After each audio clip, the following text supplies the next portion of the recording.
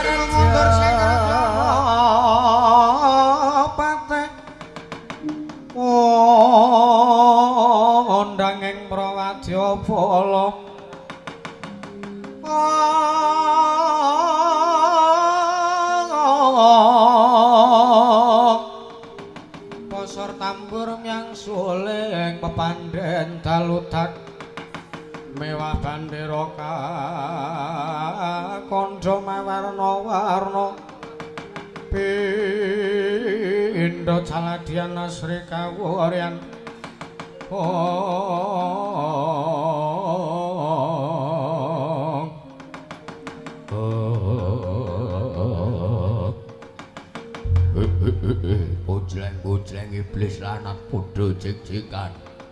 Bocah tumenggung. Lho. Mangerti aja kaget dina sak mengko kowe tak awe sowanmu nyaket kelawan aku.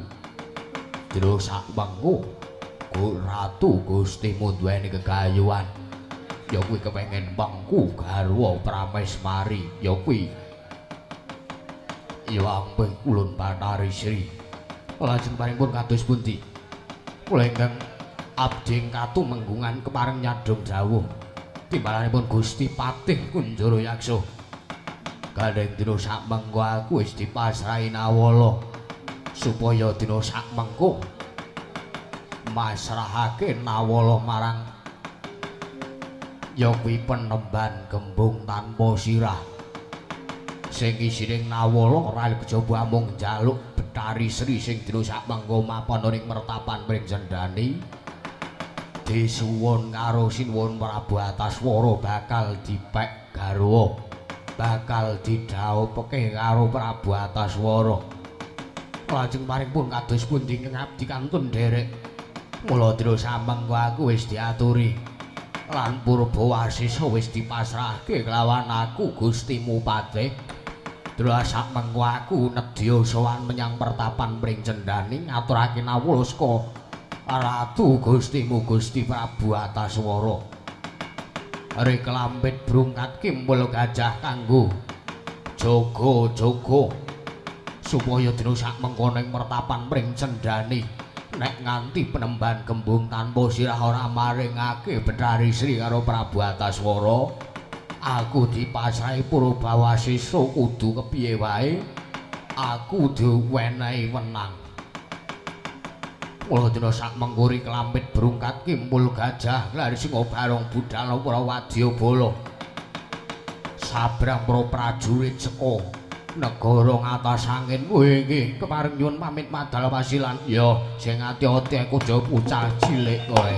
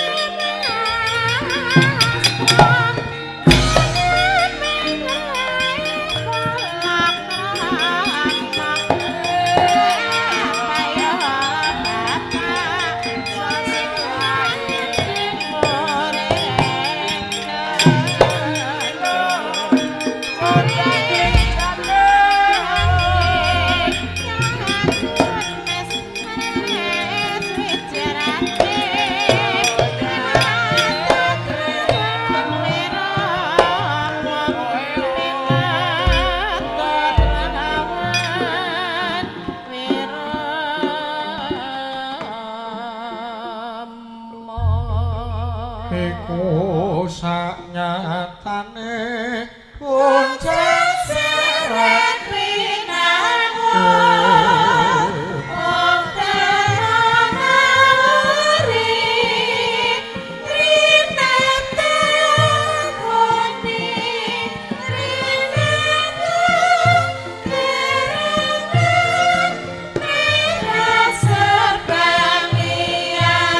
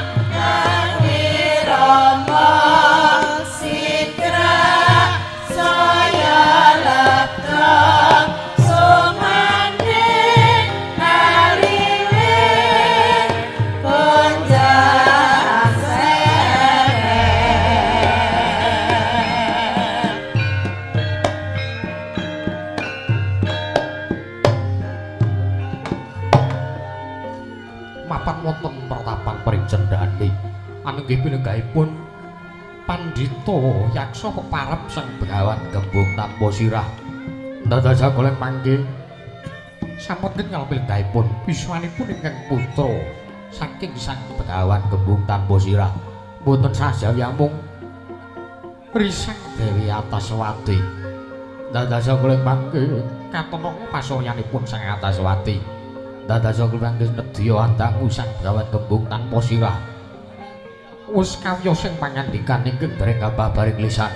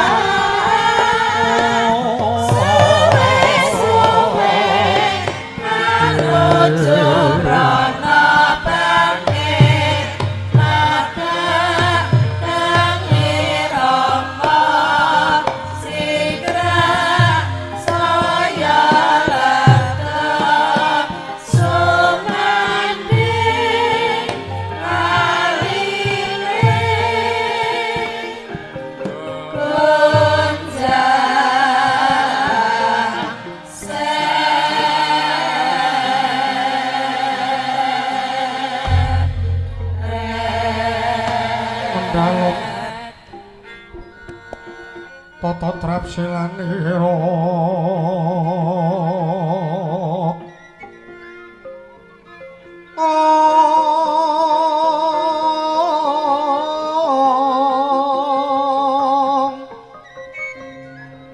ngajamaken astanira kalih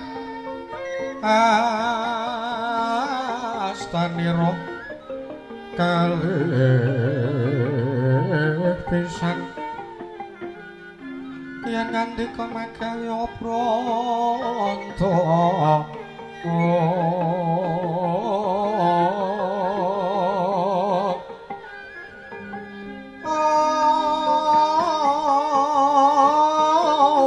yen ngandika magawe pronto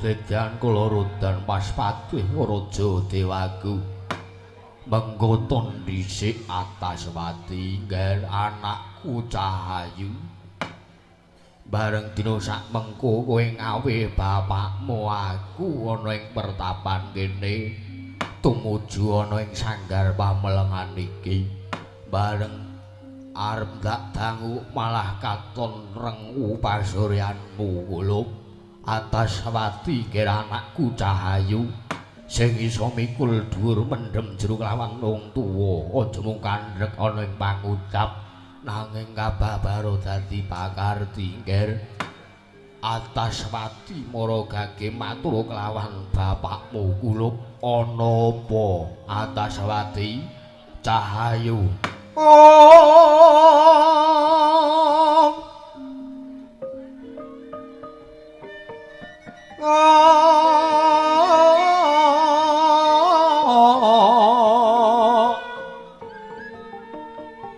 Napa ta merah ingsun Raden Asmaka mijil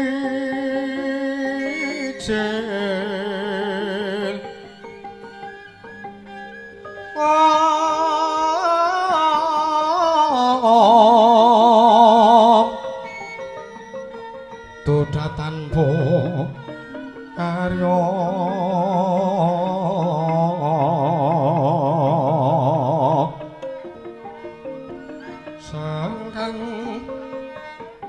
Rinamakan Gusti Gelung Rena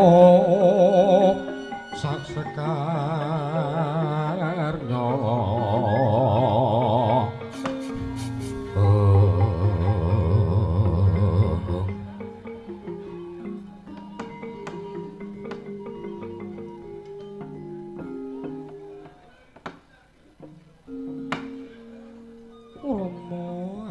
jaluk pangapura iya bareng dak dangu kok kowe malah netesake punang waspa kowe tawang-tawang tangis Cahayu anakku ana apa matur kelawan pun bapa kula aku njaluk pangapura bapa aku ki mung mikir babagan pasumpenan sing tak impek ke mau bengi wala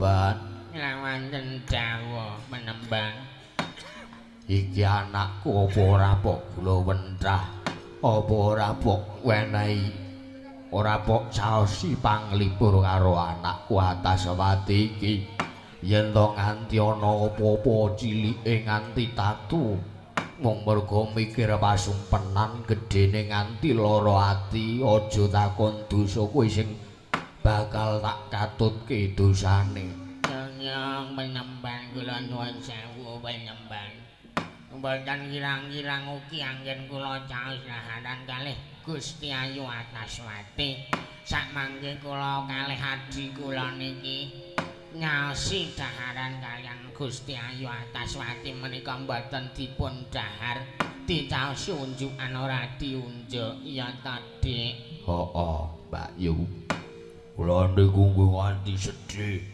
monggo kula niku pun 3 sasi ninggal bojo kula kuwatos nek nganti bojo kula golek liyane iki aja kaya ngono ta adhiku Ipeng iki tresna banget karo kowe. Ning rak yo urung mesti to Mbak Yu. Wong ning jaba ki akeh sing luwih ayu saka aku. Wis ta. Iki lho Gustimu Ayu Ataswati Sungkawa kowe malah gagas bojomu sing ora tresna karo kowe. Wis ta yakin bojomu kae tresna banget karo kowe, tresna lahir batin karo kowe, Dik. Nggih. Mula sak mangke kula aturi nimbali menemban niku enten perkawis menapa kalian Gusti Ayu Antaswati. Iya, Mban. Nggih anakku Cahayu Antaswati ana apa? Matur kelawan pun bapa aja meneng wae, aja tawang-tawang tangis kaya ngono, Ger Antaswati. Bapa aku mung mikir babakan pasumpenan. Lho, kowe ngimpi apa, Cahayu?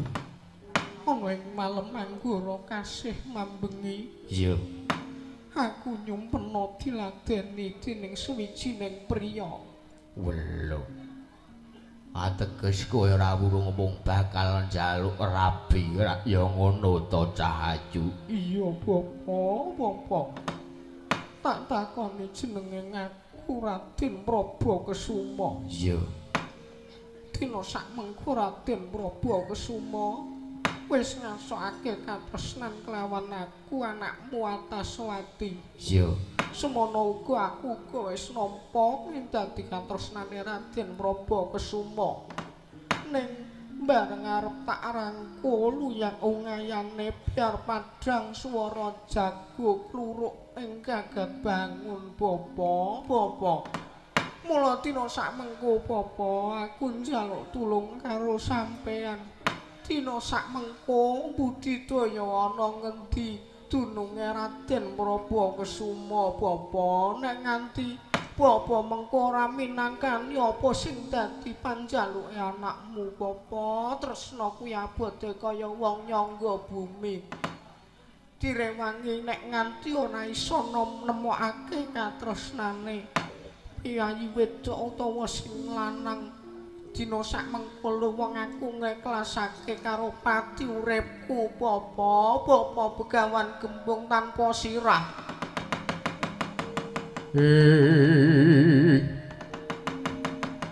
Pandhita kang kinarya wangsit pintu gombang ngajabing pagawang.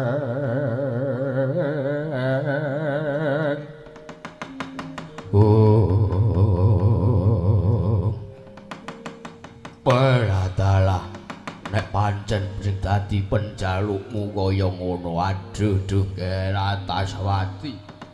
Aburanen bapakku aku ora iso golek ana ngendi dununge Raden Prabakesuma. Gunane apa dadi pendhita wasis ning kondang wasis-wasita? Nek ora iso golek ana ngendi dununge Raden Prabakesuma. Baradalah ya Ger Cahayu. Gandeng kowe anakku siji-sijine sing tak tresnani merga kakangmu Antaswara kae wis minggat saka pertapan bareng wis mukti tak rasake wis lali karo lelabuhane wong tuane. Ya gandeng kowe anakku siji-sijine. Monggo kowe anakku wadon ya tak pinanggani Ger, nanging aku njaluk pok wenehi ngerti apa sing dadi ciri gethek ing Raden Prabakesuma. Raden Prabakesuma kuwi piyayine rambute dawa. Gondrong, penemban gondrong kados sing nyelenthem niku. Yakin niku kula Raden Prabakesuma niku gondrong kados sing nyelenthem kalih sing nyaron niku sing dados idamane Gusti Ayu Antaswati menika ngaten. Sakliyane kuwi ciri gandhek ing Raden Prabakesuma ditutke karo kengaran punakawan papat cacahe. Iya. Sing lemu gedhe dhewe kaya genthong. Arane Ki Lurah Camar. Iya, Camar. Sing cilik kaya Trowelu arane Bobang. Iya. Sing gedhe dhuwur jenenge Cakruk utawa Krupuk. Iya. Sing matane gedhe jenenge Kalong. Iya. Mula dina sak mengko Bapa nek nganti Bapa ora minangkani apa sing dadi penjalukku dina sak mengko aku alewung ngendhatali murti ora nyawang mlering jagat eseming rembulan bapa. Kula nuwun penemban kula ingkang sowan penemban.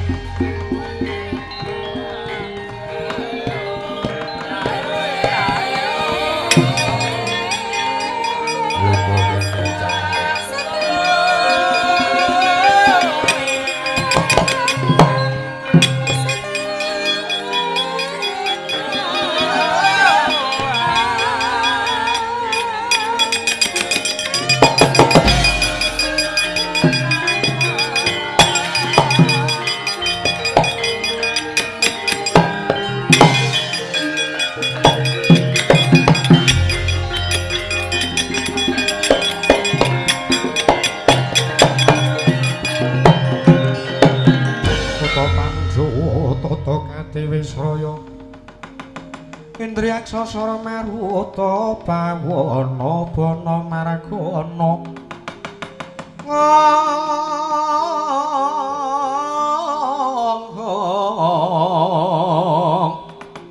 samirana lan marayang wisikan magulingan lima Donamin pasang limat labi tinebina ngeledi dumawang nawang doang penemban welo ora panglengi kaya Kunjara Yaksa patih ning negara ngatas angin ana apa kowe sowan mrene tanpa tinimbalan Kunjara Yaksa apa ana kekarepan pribadi apa diutus karo anakku Nalendra ing atas angin ya kuwi si Ataswara. Waduh sewu-sewu kalepatanipun ingkang abdi Mremban sapangge wonten pasewaken negari ing atas angin Gusti kula ingkang sinuwun ingkang putra paduka pun Arat Prabu sinuwun Prabu Ataswara nedheng awontenaken pasewakan wosing gading pasewakan boten sanes kejawi amung ngrembak babakan Prameswari ingkang badhe dipun wengku minangka garwa wonten ing praja ing atas angin tumuli sapangge kula andangu dhateng putra paduka pun sinuwun Prabu Ataswara sinten to wanita ingkang kedugong saged ngrubuhaken bebeteng jiwa kanalendranipun ingkang putra sakmangke piyambakipun blaka bilih boten wonten wanita ingkang dipun tresnani saksanesipun Hyang Pikulun Bathari Sri Dewaning Buga mila sakmangke kula aturi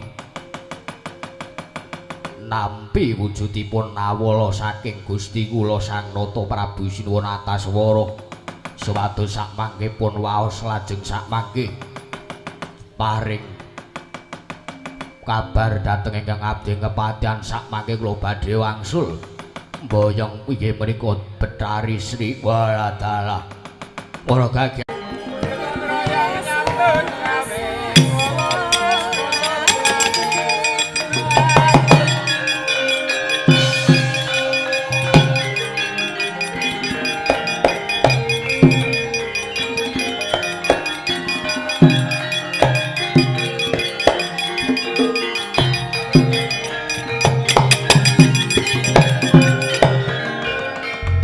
rasa isining nawala dening Sang Begawan Gembung tanpa sirah dadasa goleng mangke maos isining tulising nawala ingkang putra pun Prabu Ataswara kepengin boyong Bathari Sri Dewaning Buga badhe dipun dhawuh marang ngersanipun Sinuwun Prabu Ataswara dadasa goleng mangke Sang Begawan Gembung tanpa sirah ingkang nyumurupi tulising nawala bilih menawi boten dipun paringaken sakmangke pertapan badhe dipun besmek brol saknalika duka yayah sinipi Sang Begawan Gembung tanpa sirah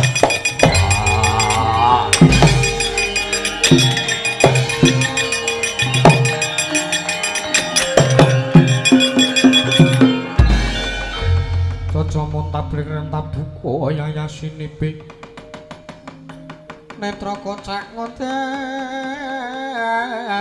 andir hidup sila mangusma ambrahanan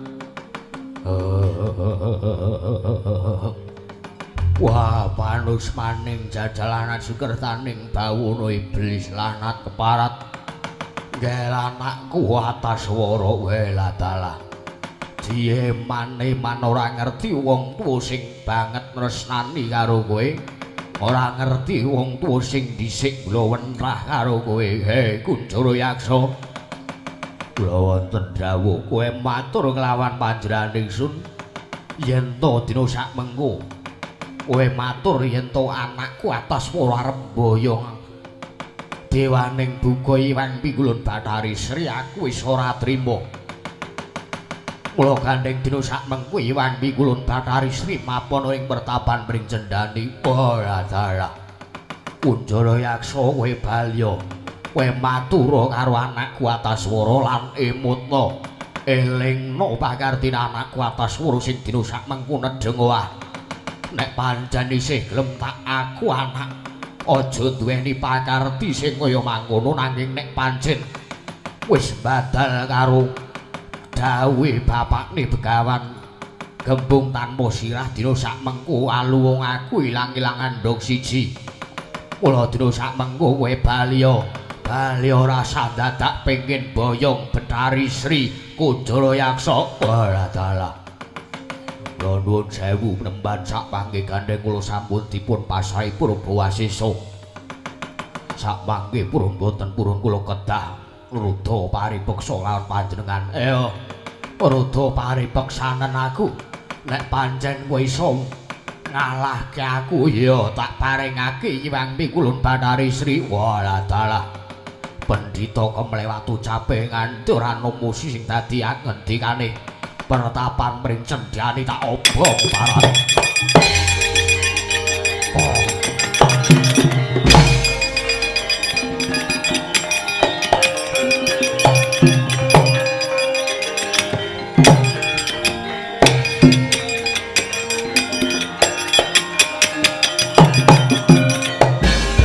Apa napa kok kanane dadi gegeran? Lah dalah.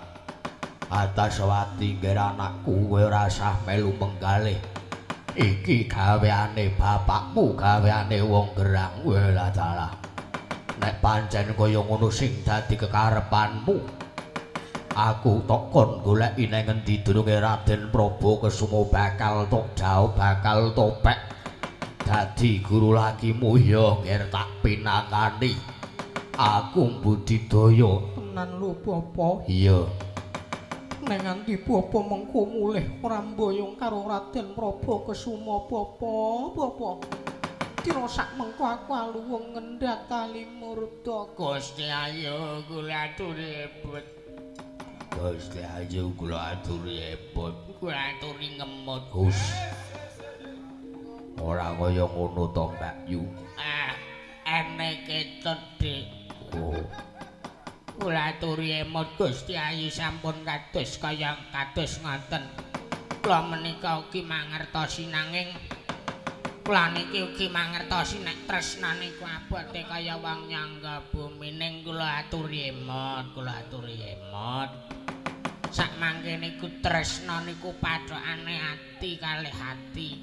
Nek sampeyan tresna kalih Raden Prabakasuma ning nek Raden Prabakasuma ora tresna karo sampeyan niku namine mung keplok tangan sisih Cangkemmu meneng. Waduh.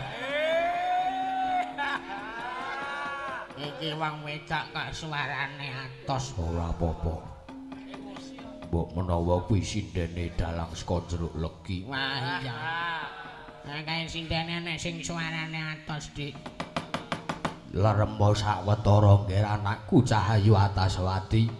Aku tak ngrampungi perkara nikah perkarane kakangmu dhisik sing motrah pengen boyong Bathari Sri sing pengen ngrabeni karo Bathari Sri. Iya Bapa, tak enteni kabare. Jaluk pamit nggih anakku Cahayu Ataswati.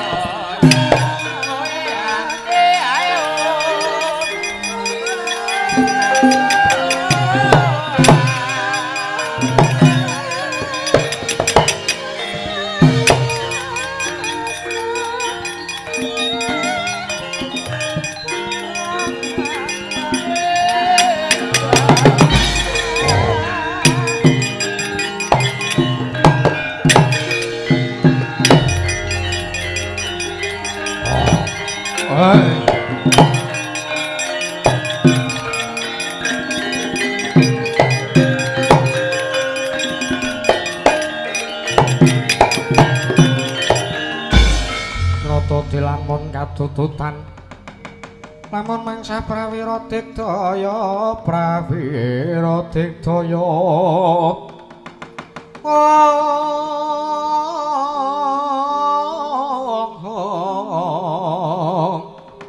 ronangguna magawya gelar ira wang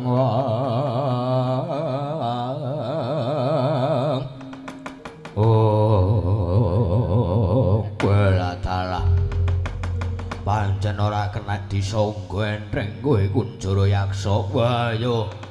Ayo penemban ora sah aku ndadak tata krama karo kowe. Nek pancen dina sak mengko kowe ora maringake ya kuwi Wang Pikulun Bathari Sri.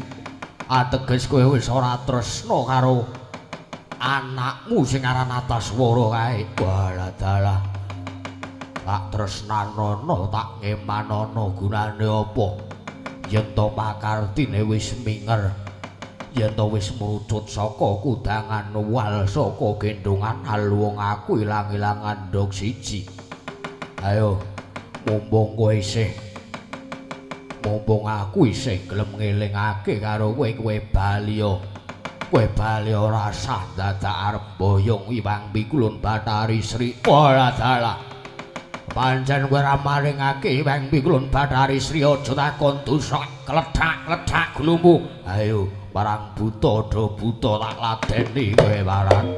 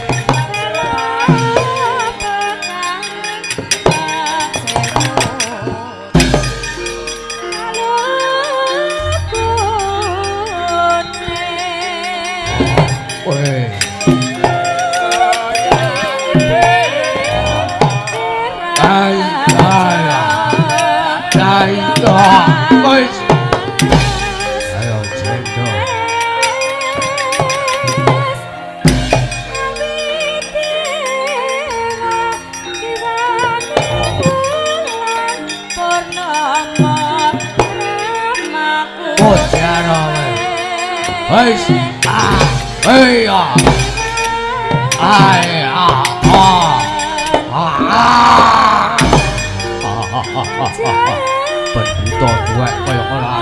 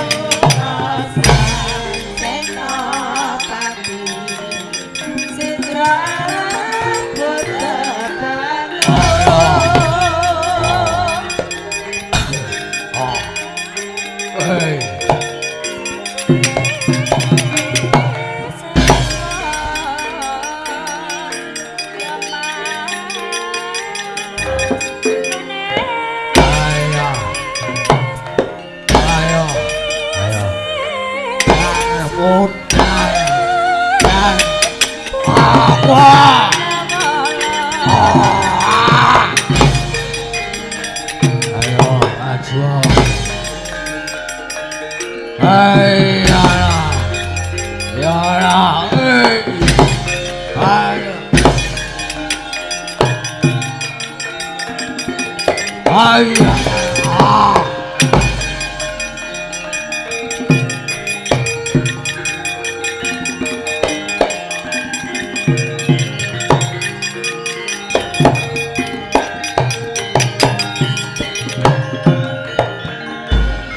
Ayo kowe gelem bali apa ora? Aduh Penemban, kula nyuwun pangapunten Penemban. Ayo. Aku arep pendhita tuwek kaya ngene. Arep kowe luwih gedhe. Blegermu luwih gedhe saka aku ning aja takon dosa gigit siung pengapit mbuh dadimu. Aduh kula nyuwun pangapunten Penemban. Ayo. Bali yo. Balon yang praja ngatas angin. Nek pancen anakku Ataswara isih dielekake, ateges isih gelem tak aku anak. Ning dina sak mengko nek pancen ora gelem, tak emotake aja takon dosa alu wong aku ilang-ilangan ndok siji. Ora ngaku anak karo Ataswara keparat. Wah! Woi! Ah! Wah!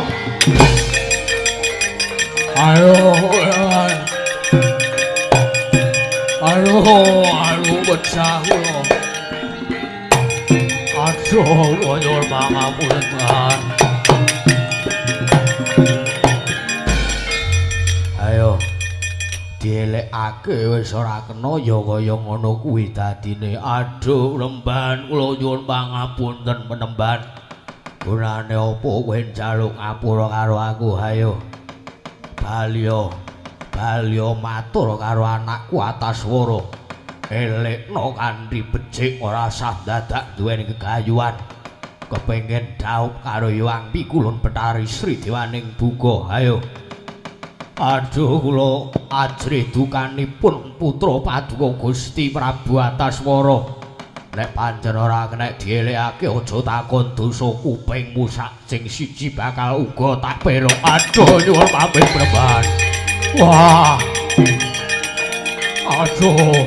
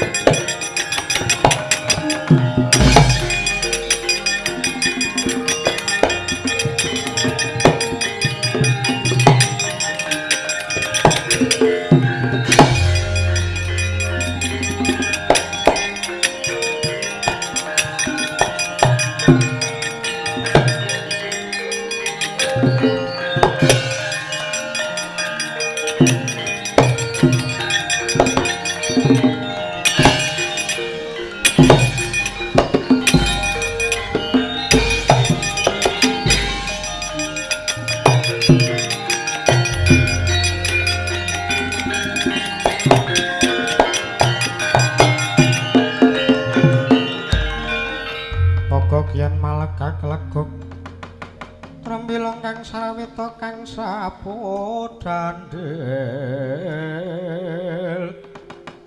punakawan ning tanah sabrang. Duk. Ngopo kowe iki lho kok komplain karo dalang suluk? Udu kuwi cakepane. Oh. Lali ora usah dadak nggo suluk. Kowe iki ora pecicilan to lu enek Ratu Gustina lagi gandrung. Nek gandrung ki kudune aku ya caper-caper. Oh. Kudune ki ya nglipur men supaya lali ngono lho kok karepe wong iki. Ya ora lumrah kok wong titah kok arep ndayuh widodari. Lah iya. Wong wis diemutake ora kena ya wis kudu kepiye meneh. Harus gimana lagi? Lah iya. Wong nek dielekke ora kenek ki ya wis ngono nek ora judune ya wis. Wong nek kaya jagat ki mung sak jembaring godhong jati. Ha kuwi ombok. Anu sak jembaring godhong kelor. Ha kuwi bener. Wong wedok ki ning donya ya akeh kok sing ayu-ayu kok. Kae wae. Kaya to etanku iki. Oh iya. Oh iki seneng kamu sok kaya ngono. Bener kuwi damange kok. Lah iya. Kandhane kok ada-ada tekan kene iki karo bapakne. Lah iya. Lah iya. Kowe rak yo karo bapakmu to? Bapak karo bapak. Iya. Seneng kamu kaya ngono. Kok wonten dawuh sinuwun. aku ngenteni rawing, aku ngenteni tekaning Patih Kunjara Yaksa sing dina samengko wis ndak utus supaya ngaturake nawala marang bapa Penemban Gembung tanpa sirah. Nggih, parengipun. Ora sabar rasane atiku krungu sing dadi pendhekane bapa Begawan Gembung tanpa sirah.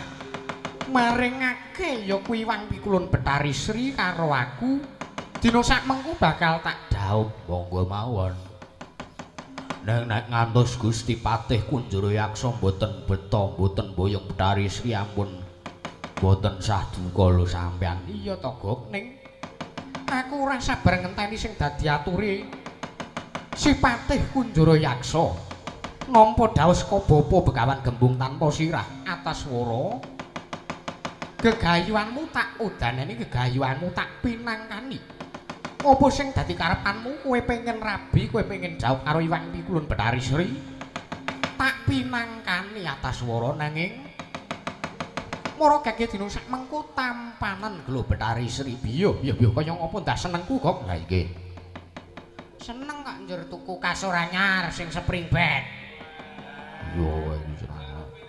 Sing ana pire, men mentul-mentul. Iya. Senengane kok ora anggere wong kocap seneng kok njur gegayuhane urung kelakon kok wis neka-neka. Lah iya. Lah kuwi ngapa kuwi nggawa popok bayi lenang perang? Ayo iki mbok menawa nggo jaga-jaga besok putrane Sinuwun Prabu Ataswara sing patutan karo Iwang Pikulun Betari Sri. Lah iya kok. Lah iya. Nanging kok durung tak enten-enteni durung teka ya wis Kunjara Yaksa sing tak utus menyang pertapan mring Cendani. Ha nggih dinten mriki mawon. Lah nggih dinten mawon wong semua itu berjalan dengan waktu. Lah iya. Maju terus, ora iso nabrak debok. Oh. Pun dinten mriki mawon nggih mugi-mugi enten sulaking pepadang. Aduh Gusti, kula anugrah Gusti.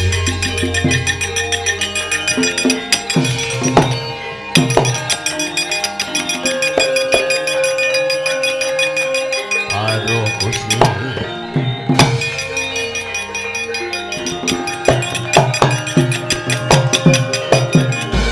Aduh Gusti, kula nyuwun pangapunten Gusti. Lho lah. Kunjara Yaksa. Nggih. Ngopo kok sirahmu godres getih, kupingmu godres getih kaya ngono? Sak mangke kula sampun kepareng marak sowan wonten ngersanipun Penemban Gembung tanpa sirah. Iya. Ora kaki matur, mesti wae bapa Penemban Gembung tanpa sirah maringake ya Iwang Pikulun Betari Sri sing dina sakmengko bakal tak dhaup, bakal tak pek dadi prameswari sing bakal njejeri lungguing nalendra ing atas angin Prabu Ataswara. Waduh, kula nyuwun pangapunten Gusti, dinten sakmangke kula sampun sowan ngersanipun ingkang bapapun Begawan Gembung tanpa sirah. Sampun dipun surasa isining nawala. Nanging lambe kula utawi wicara kula ketrucut kula matur bilih sakmangke Gusti kula Sangata Prabu Ataswara badhe boyong badhe kepareng dadosaken prameswari Iwang Pikulun Betari Sri. Lah dalah ruwet omongane. Mu yakin nek wis kaya ngono kowe ora konsen mergo ditunggoki sinden. Oh. Yakin aku, Gok. Lah iya. Oh, wae ditunggoki nengku. Heeh, terus nengeti cangkeme terus. Lah iya. Cangkeme apik mbok ya dituku. Apa-apa ora. Yakin kowe ketrucut mau ki mergo ora konsen. Lah iya. Wis ora apa-apa di ngapura kaya lho. Heeh, Gok. Heeh.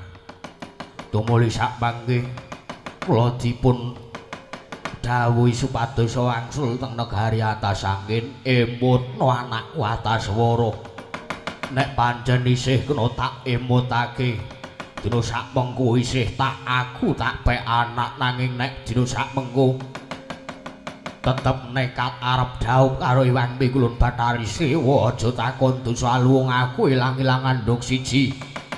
Ora nganggep anak Ataswara ya men edan bapa kawan.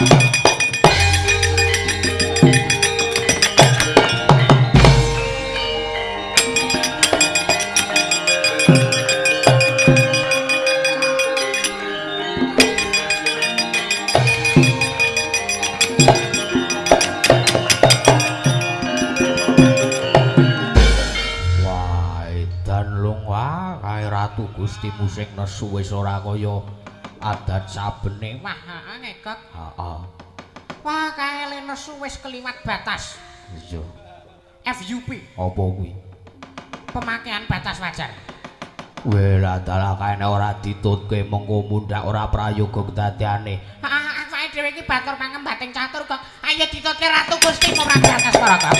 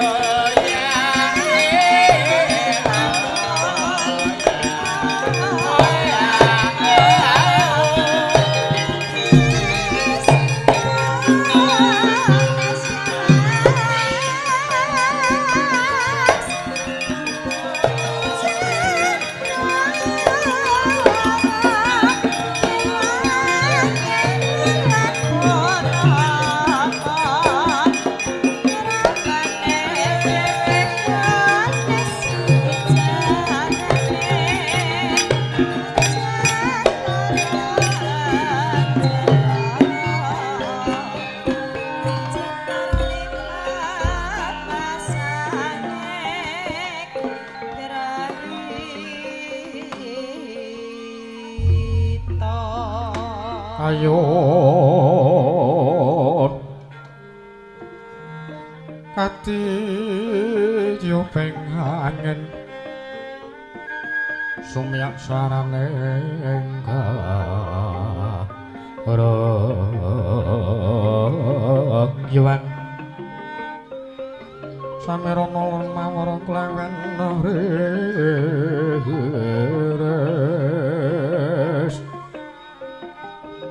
lumrang kantaning pos pita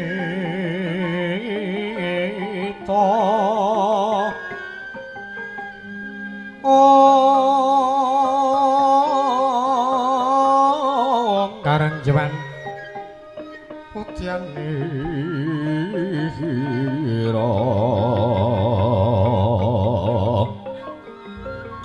sang dicara ambreng lir swaraning matu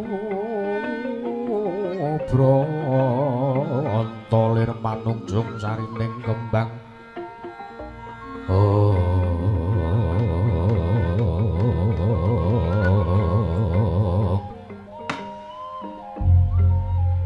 lir hilir andure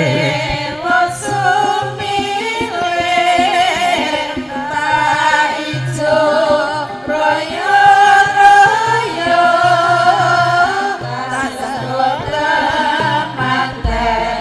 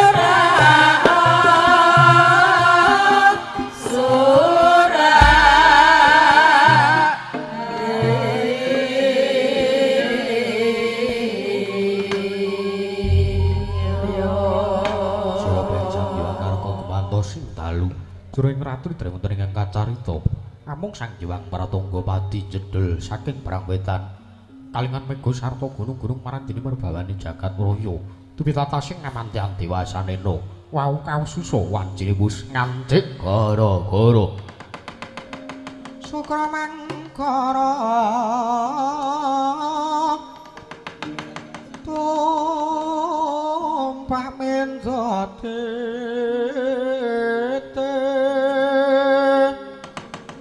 tete kalapa sumawar cita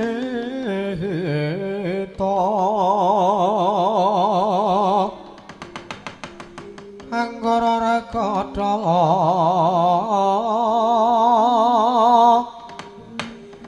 utama Saraswati mintuana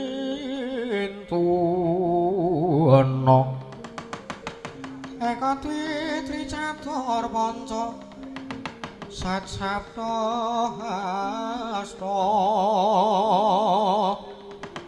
astana asa